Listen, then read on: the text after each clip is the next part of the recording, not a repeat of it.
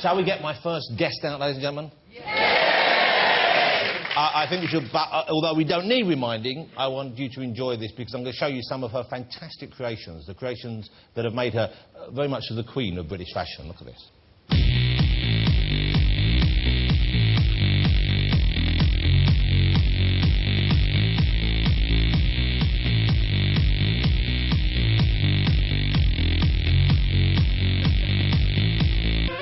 Every day is a daydream. Everything in my life ain't what it seems. I wake up just to go back to sleep. I act real shallow, but I'm in too deep. I know I care about is sex and violence. And every baseline is my kind of silence. Everybody says that I gotta get a grip, but I let sanity give me the slip. Bonkers. Some people think I'm bonkers, but I just think I'm free. And I'm just living my life. There's nothing crazy about me. Some people pay for thrills, but I get mine for free. Man, I'm just living my life. There's nothing crazy about me. Please, will you welcome the wonderful Vivienne Westwood. She's got the look, she's got the look, she's got the look, she's got the look. Why you go out and make her burn like an open blue? And then she's got the look.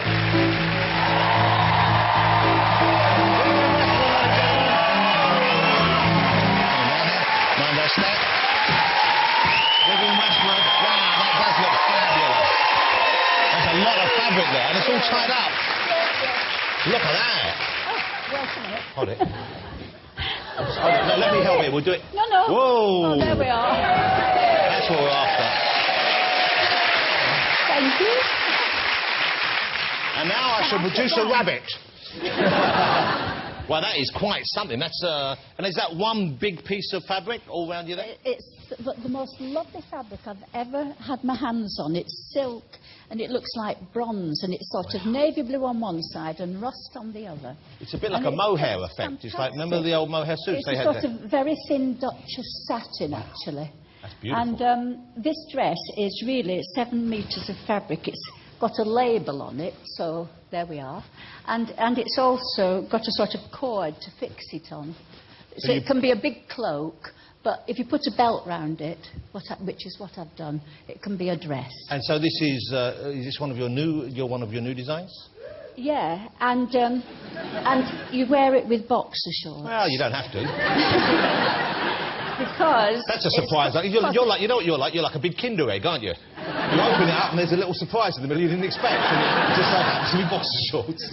It's come from a concept of do it yourself and take the tablecloth if it's beautiful and even take a towel if it's good enough, or the curtains or anything. Put things together yourself and take things from your husband or your boyfriend like boxer shorts. So you're wearing the husband, because this is your new manifesto. Yeah, it's like... And you can take a beautiful thing as well and put it with a bit of rubbish or whatever. Don't spend money. Just take what you can find. Take your old things, keep on wearing them. Don't buy much fashion anymore. But if you do buy it, choose really well. Wear it for a long time till it sort of drops off your back. It'll get even more wonderful, maybe. Yeah. Even if it's horrible, if you wear it for ages, it'll probably look better. and so it's just... Forget all this business with the washing machine and buying all these clothes. Choose well. If it's dirty, don't bother. But aren't you going to be doing yourself out of business then? It's patina. Dirty's patina. But you're in the fashion business, and part of the appeal of fashion and part of what we're sold of fashion is new things, new ideas, a new look all the time. And that's kind of how stores survive, and I would have thought to an extent how your business survives as well. So if you're encouraging people not to buy that much, then presumably you're going to wind up shutting them down.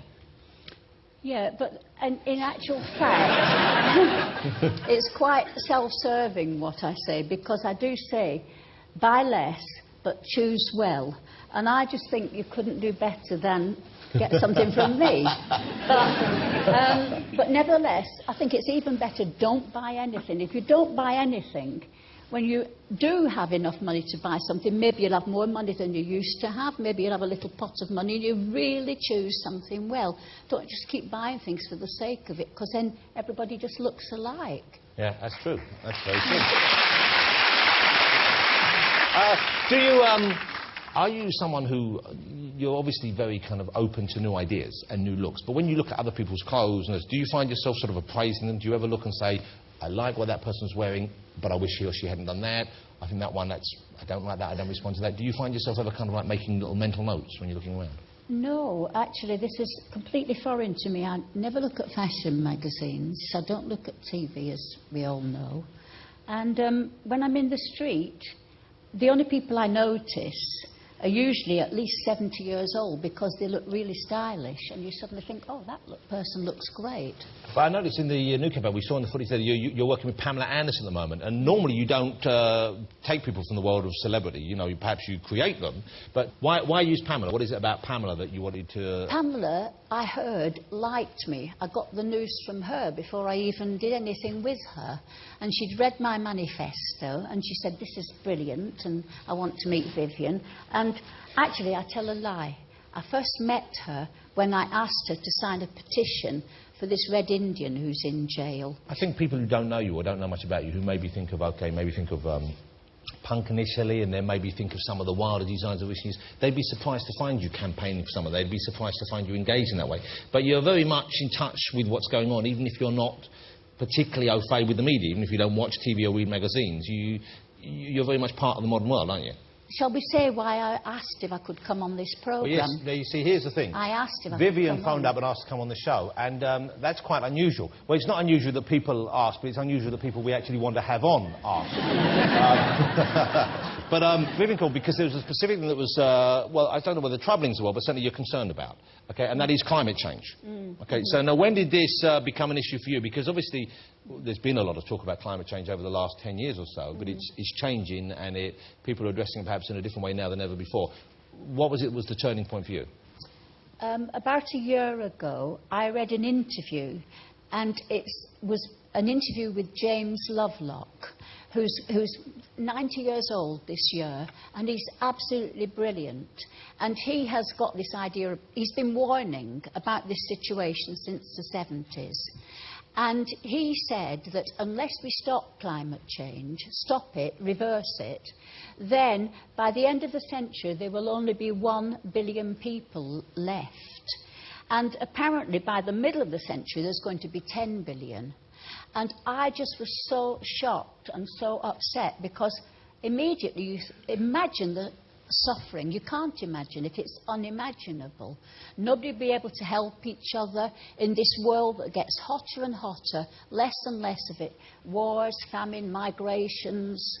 I mean, it's just something inconceivable. But the thing that actually really traumatised me is that we could stop it as well. You know, it doesn't have to happen.